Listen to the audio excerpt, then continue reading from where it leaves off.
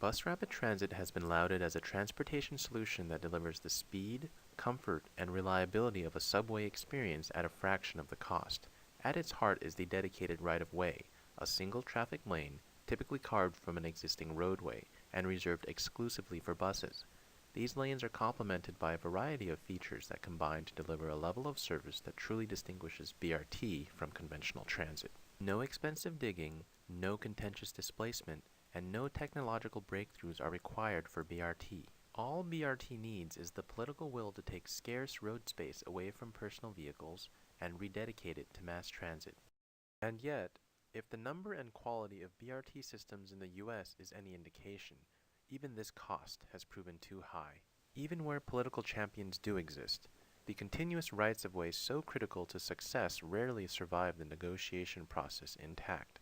Circumscribed by compromise, these fragmented, diminished forms of BRT offer, at best, marginal improvements over existing transit service.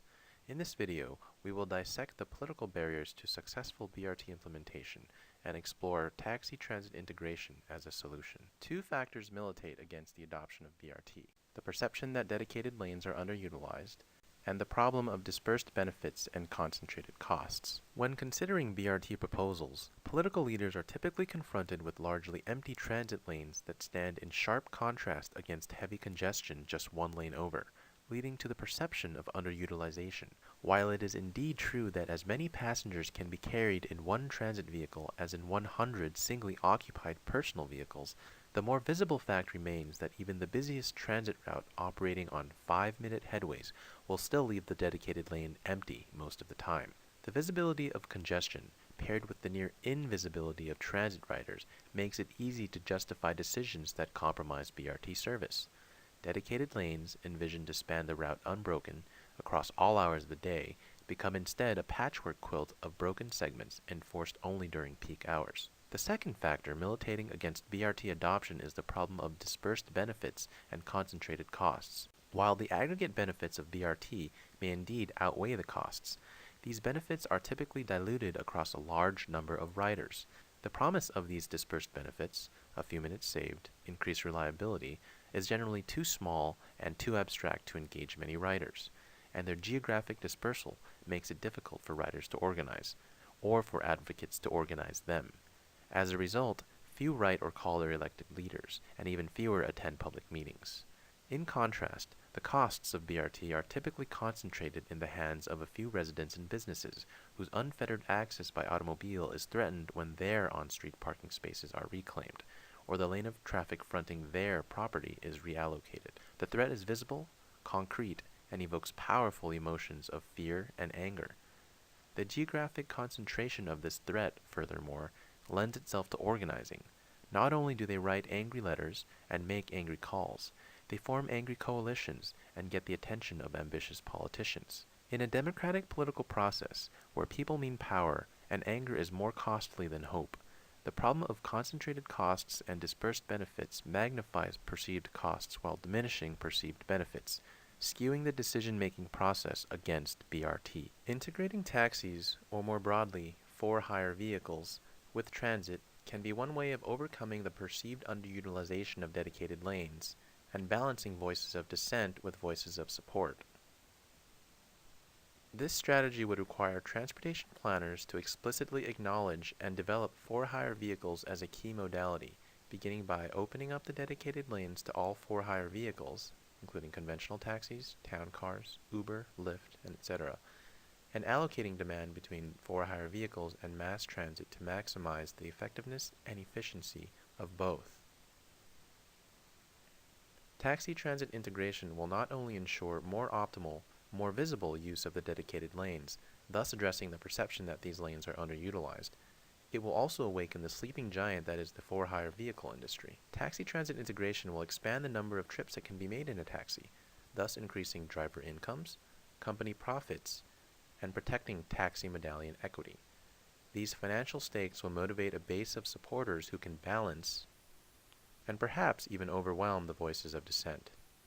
Taxi transit integration raises new challenges that must be addressed, first of which is the challenge of how to integrate for-hire vehicles into the dedicated lanes without degrading transit service.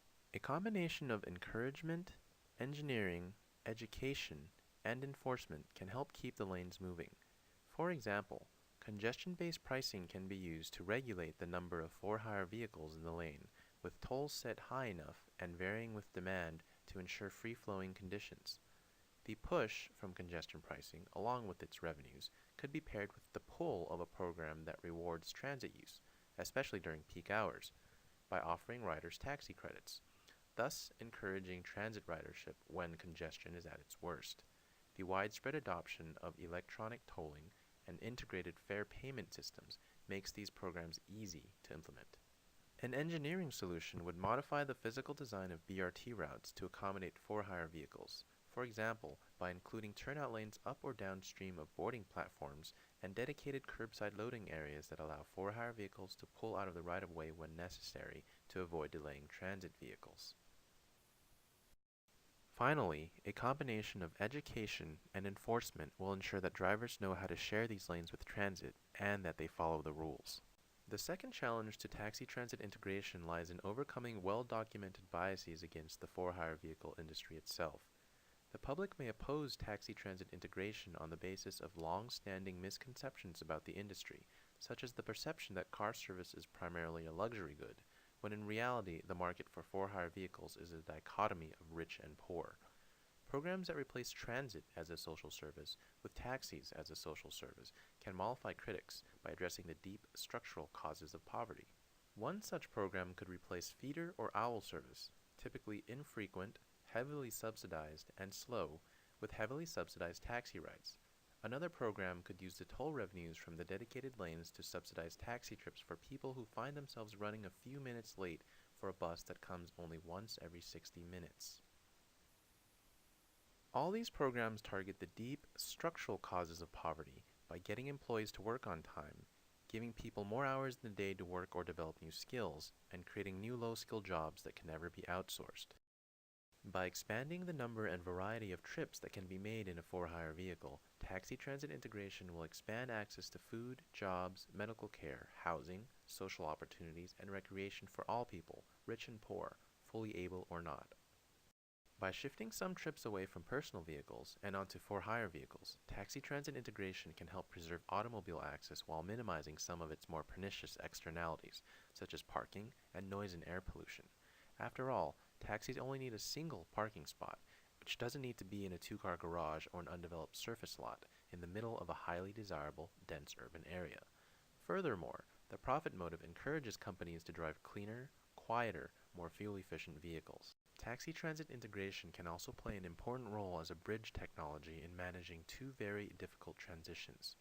First, they can help preserve accessibility in communities seeking to transition toward more sustainable urban forms. By expanding the number of trips that can be served by for-hire vehicles, taxi transit integration can help improve quality of life for those who don't own automobiles. This allows more people to live rich and full lives without having to buy a car, thus avoiding the mobility trap of sunk cost that is automobile ownership. These people join the ranks of a growing constituency that expands the realm of what is politically possible, without which policies that aim to build more compactly, charge the right price for parking, and prioritize people over cars are dead in the water. Second, taxi transit integration can help regulators manage the transition away from outmoded taxi frameworks that have long limited the role of for-hire vehicles in urban transport. The primary barrier to such reform has been the need to protect taxi drivers and preserve the value of taxi medallions. Privileged access to the dedicated lanes or preferred vendor status when bidding for feeder or owl service contracts could form the basis of a politically tenable compromise that would open the industry up to competition without completely abandoning a system that incumbents have entrusted their lives to. Taxi transit integration harnesses the power of public-private sector collaboration to help overcome the political barriers to BRT and lays the foundation for a truly multimodal system that empowers people with the freedom of choice. The partnership also lowers the barriers to successful BRT implementation by increasing the total number of people that can be carried on the dedicated right-of-way, making more optimal use of available capacity, and reducing enforcement costs. These outcomes support an emerging multimodal paradigm that sees transit not as an isolated mode, but as the backbone of a transportation-rich system that connects all modes and all people.